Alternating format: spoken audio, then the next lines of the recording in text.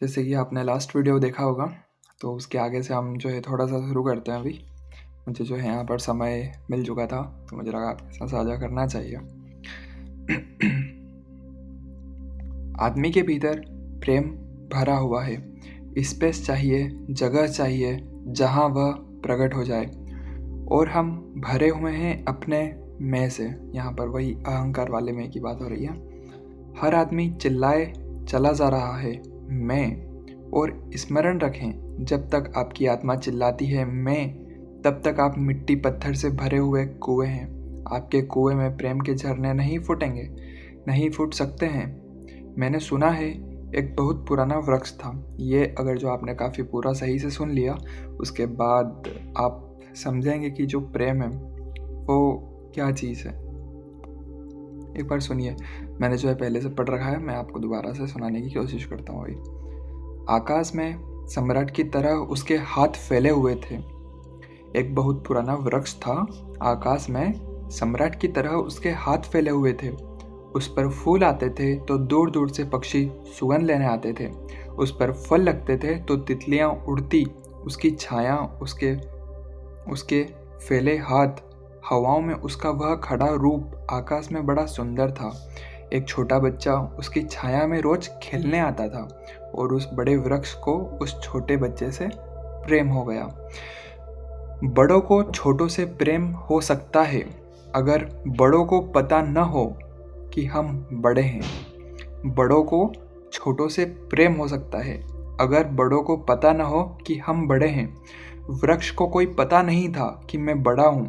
यह पता सिर्फ आदमी को होता है, इसीलिए उसको प्रेम हो गया वृक्ष को। अहंकार हमेशा अपने से बड़ों को प्रेम करने की कोशिश करता है। अहंकार हमेशा अपनों से बड़ों से संबंध जोड़ता है। प्रेम के लिए कोई बड़ा छोटा नहीं होता, जो है जो जाए उसी से संबंध जुड़ जाता है। वह एक छोटा सा बच्चा खेलता आता था उस वृक्ष के पास। उस वृक्ष से उससे प्रेम हो गया, लेकिन वृक्ष की शाखाएं ऊपर थी, बच्चा छोटा था, तो वृक्ष अपनी शाखाएं उसके लिए नीचे झुकाता ताकि वह फूल तोड़ सके। प्रेम हमेशा झुकने को राजी है, अहंकार कभी भी झुकने को राजी नहीं है। अहंकार के पास जाएंगे तो अहंकार के हाथ और ऊपर उठ जाएंगे ताकि आप उन्हें छू न सकें, क्योंकि जिसे छू लिया जाए वह छोटा आदमी है।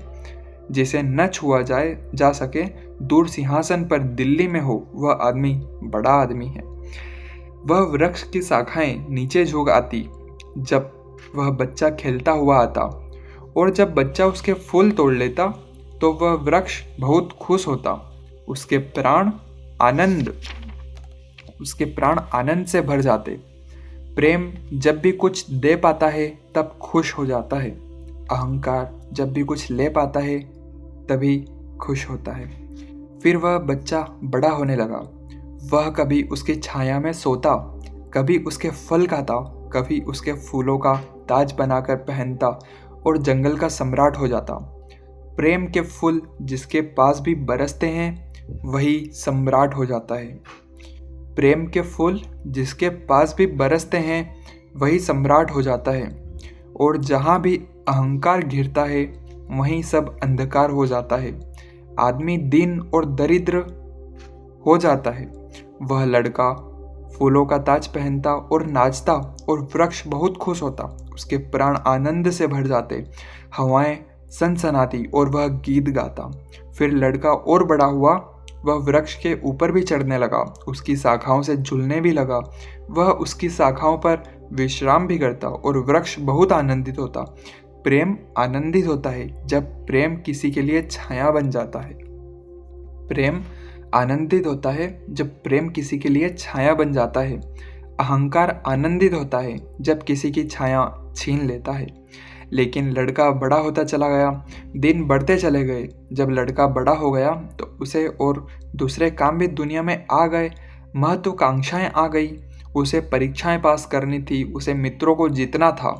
वह फिर कभी कभी आता, कभी नहीं भी आता, लेकिन वृक्ष उसकी प्रतीक्षा करता कि वह आए। उसके सारे प्राण पुकारते कि आओ आओ। प्रेम निरंतर प्रतीक्षा करता है कि आओ आओ। प्रेम एक प्रतीक्षा है, एक अवेटिंग है। लेकिन वह कभी आता कभी नहीं आता तो वृक्ष उदास हो जाता। प्रेम की एक ही उदासी है, जब वह बांट नहीं पाता है तो उदास हो जाता है, जब वह दे नहीं पाता है तो उदास हो जाता है। और प्रेम की एक ही धन्यता है कि जब वह बांट देता है, लुटा देता है तो वह आनंदित हो जाता है। फिर लड़का और बड़ा होता चला गया और वृक्ष के पास आने के दिन कम होते चले गए। जो आदमी जितना बड़ा होता चला जाता है, महत्वाकांक्षाओं के जंगल में प्रेम के निकट आने की सुविधा उतनी ही कम होती चली जाती है। उस लड़के की एम्बिशन, महत्वाकांक्षाएं बढ़ रही थी। कहाँ वृक्ष, कहाँ जाना। फिर एक दिन वहां से निकलता था तो वृक्ष ने उसे कहा, सुनो। हवाओं में उसकी आवाज गूंजी कि सुनो, तुम आते नहीं, मैं प्रतीक्षा करता हूँ, मैं तुम्हारे लिए प्रतीक्षा करता हूँ, राह देखता हूँ, बाट जोता हूँ तुम्हारी। उस लड़के ने कहा, क्या है तुम्हारे पास जो मैं आऊँ? मुझे रुपये चाहिए, मुझे रुपये चाहिए। हमेशा अहंकार पूछता है कि क्या है तुम्हारे पास जो मैं आऊँ।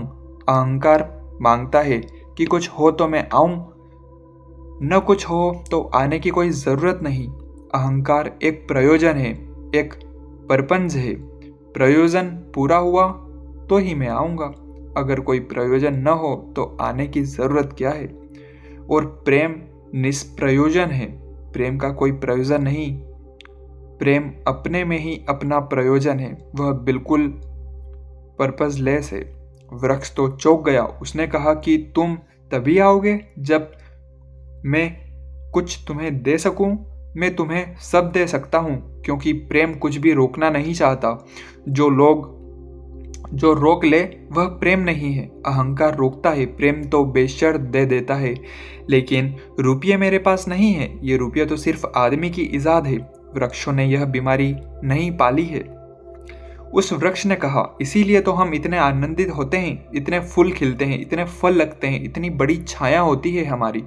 हम इतना नाचते हैं आकाश में, हम इतने गीत गाते हैं, पक्षी हम पर आते हैं और संगीत का करलव करते हैं, क्योंकि हमारे पास रुपये नहीं है। जिस दिन हमारे पास भी रुपये हो जाएंगे, हम भी आदमी जैसे दिनहीन मंदिरों में बैठकर सुनेंगे कि शांति कैसे पाई जाती है, प्रेम कैसे पाया जाता है। नहीं, हमारे पास रुपये नहीं है। तो उसने कहा, फिर मैं क्यों आऊँ तुम्हारे पास? जहाँ रुपये हैं मुझे वहाँ जाना पड़ेगा, मुझे रुपयों की ज़रूरत है। अहंकार रुपया मांगता है क्योंकि रुपया शक्ति है, अहंकार शक्ति मांगता है। उस वृक्ष ने बहुत सोचा, फिर उसे ख्याल आया, तो तुम एक काम करो, मेरे सारे फलों को तोड़ कर ले जाओ और बेच दो, शायद तुम्हें कुछ रुपये मिल जाएं। और उस लड़के को भी ख्याल आया। वह चढ़ा और उसने सारे फल तोड़ डाले, कच्चे भी गिरा डाले, शाखाएं भी टूटी, पत्ते भी टूटे। लेकिन वृक्ष बहुत खुश हुआ, बहुत आनंदित हुआ। टूट कर भी प्रेम आनंदित होता है, टूट कर भी प्रेम आनंदित होता है। अहंकार पाकर भी आनंदित नहीं हो पाता, अहंकार पाकर भी आनंदित नहीं हो पाता, पाकर भी दुखी होता है। और उस लड़के ने तो धन्यवाद भी नहीं दिया पीछे लौटकर। लेकिन उस वृक्ष को पता भी नहीं चला, उसे तो धन्यवाद मिल गया था इसी में कि उसके फल उसके प्रेम को स्वीकार किया और उसके फलों को ले गया और बाजार में बेचा। लेकिन फिर वह बहुत दिनों तक नहीं आया। उसके पास रुपये थे और रुपयों से रुपये पैदा करने की वह कोशिश में लग गया था, वह भूल गया था। वर्ष बीतते चले गए और वृक्ष उदास है और उसके प्राणों में रस बह रहा है कि वह आए, उसका प्रेमी उसके रस को ले जाए। जैसे कि माँ के स्तन में दूध भरा हो और उसका बेटा खो गया हो और उसके सारे प्राण तड़प रहे हों कि उसका बेटा कहाँ है, जिसे वह खोजे, जो उसे हल्का कर दे, निर्भर कर दे। ऐसे उस वृक्ष के प्राण पीड़ित होने लगे कि वह आए, उसकी सारी आवाज़ यही गूंजने लगी कि आओ। बहुत दिनों के बाद वह आया। अब वह लड़का तो प्रोण हो गया था। वृक्ष ने उससे कहा कि आओ मेरे पास, मेरे आलिंगन में आओ। उसने कहा, छोड़ो यह बकवास, ये बचपन की बातें। अहंकार प्रेम को पागलपन समझता है। अहंकार प्रेम को पागलपन समझता है, बचपन की बातें समझता है। उस वृक्ष ने कहा, आओ मेरी डालियों से झूलो, नाचो।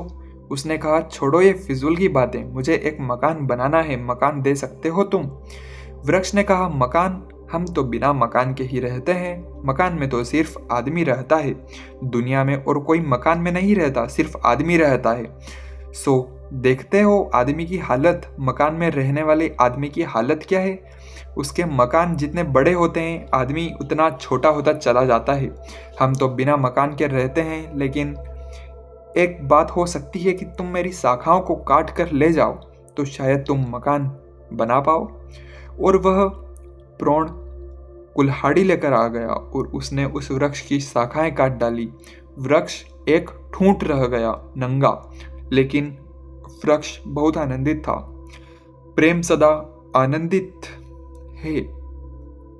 प्रेम सदा आनंदित है, चाहे उसके अंग भी काट लिए जाएं, लेकिन कोई ले जाए, कोई बांट ले, कोई सम्मिलित हो जाए, कोई साझेदार हो जाए। और उस लड़के ने तो पीछे लौट कर भी नहीं देखा, उसने मकान बना लिया। और उस लड़के ने तो पीछे लौट कर भी नहीं देखा, उसने मकान बना लिया। और वक्त गुजरता गया, वह ठूंठ राह देखता, वह चिल्लाना चाहता, लेकिन अब उसके पास पत्ते भी नहीं थे, शाखाएं भी नहीं थी, हवाएं आती और वह बोल भी नहीं पाता, बुला भी नहीं पाता, लेकिन उसके प्राणों में तो एक ही गूंज थी कि आओ। और बहुत दिन बीत गए जब वह बूढ़ा आदमी हो गया था, वह बच्चा।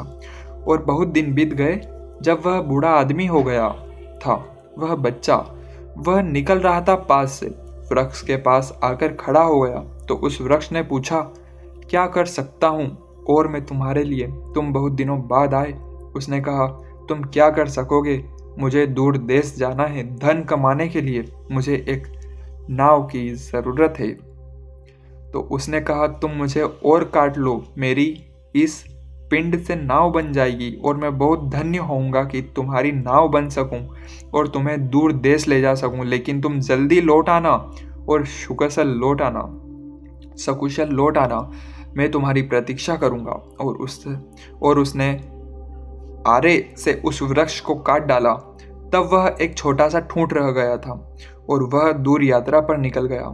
और वह ठूंठ भी प्रतीक्षा करता रहा कि अब आए, लेकिन अब उसके पास कुछ भी नहीं है देने को। शायद वह नहीं आएगा, क्योंकि अहंकार वहीं आता है जहाँ कुछ पाने को है। अहंकार वहाँ नहीं जाता जहाँ कुछ पाने को नहीं है। मैं उस ठूंठ के पास एक रात मेहमान हुआ था। ये अब ओशो बोल रहे हैं अपनी ओर से। मैं उस ठूंठ के पास एक रात मेहमान हुआ था, तो वह ठूंठ मुझसे बोला कि वह मेरा मित्र अब नहीं आया। और मुझे बड़ी पीड़ा होती है कि कहीं नाव डूब न गई हो, कहीं वह भटक न गया हो, कहीं किसी दूर किनारे पर विदेश में कहीं भूल न गया हो, कहीं वह डूब न गया हो, कहीं वह समाप्त न हो गया हो। एक खबर भर कोई मुझे ला दे, अब मैं मरने के करीब हूँ। एक खबर भर आ जाए कि वह सकुशल है, फिर कोई बात नहीं, फिर सब ठीक है। अब तो मेरे पास देने को कुछ भी नहीं है, इसीलिए बुलाऊं भी तो शायद वह नहीं आएगा, क्योंकि वह लेने की ही परिभाषा जानता है। अहंकार लेने की भाषा समझता है, प्रेम सिर्फ और सिर्फ देने की भाषा समझता है। प्रेम देने की भाषा है। इससे ज़्यादा और कुछ मैं नहीं कहूँगा। जीवन में एक ऐसा वृक्ष बन जाए और उस वृक्ष की शाखाएं अनंत तक फैल जाएं। जीवन में एक ऐसा वृक्ष बन जाए और उस वृक्ष की शाखाएं अनंत तक फैल जाएं, सब उसकी छाया में हो और सब तक उसकी बाहें फैल जाए, तो पता चल सकता है कि प्रेम क्या है। प्रेम का कोई शास्त्र नहीं है, न कोई परिभाषा है, न प्रेम का कोई सिद्धांत है। तो मैं बहुत हैरानी में था कि क्या कहूँगा आपसे कि प्रेम क्या है। वह तो बताना मुश्किल है।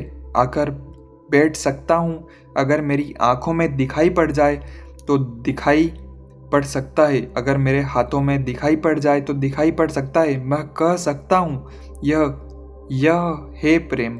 लेकिन प्रेम क्या है? अगर मेरी आँख में न दिखाई पड़े, मेरे हाथ में न दिखाई पड़े, तो शब्दों से बिल्कुल भी दिखाई नहीं पड़ सकता है कि प्रेम क्या है। मेरी बातों को इतने प्रेम और शांति से सुना, उसके लिए बहुत बहुत अनुग्रहित हूँ। और अंत में सबके भीतर बैठे परमात्मा को प्रणाम करता हूँ। मेरा प्रणाम स्वीकार करें। तो जैसे कि आपने यहाँ पर समझी होगी सारी, पूरा जो एग्जाम्पल था काफ़ी सटीक एग्जाम्पल था कि प्रेम जो है सिर्फ और सिर्फ देने की परिभाषा ही जानता है। जो पूरी तरह से आज़ादी उसमें हम दे सकते हैं सामने वाले को, और अहंकार और सिर्फ लेने की ही परिभाषा जानता है। तो काफ़ी गहरी बातें हैं, अगर आप आराम से ध्यान से सुनेंगे। काफ़ी वर्ड्स होते हैं इसमें जो आपको पहली दफ़ा समझ में नहीं आएंगे। तो चलिए मिलते हैं आपको वापस किसी नए वीडियो में, और आप मुझे कमेंट करके ज़रूर बताइएगा कि कौन सी चीज़ें मुझे ज़्यादा फोकस करनी चाहिए और कैसा क्या लगा आपको। तो मिलते हैं आपको किसी नए वीडियो में नए टॉपिक के साथ। तब तक के लिए जय हिंद, जय भारत। आपके भीतर बैठे परमात्मा को प्रणाम करता हूँ। मिलते हैं आपसे बहुत जल्दी।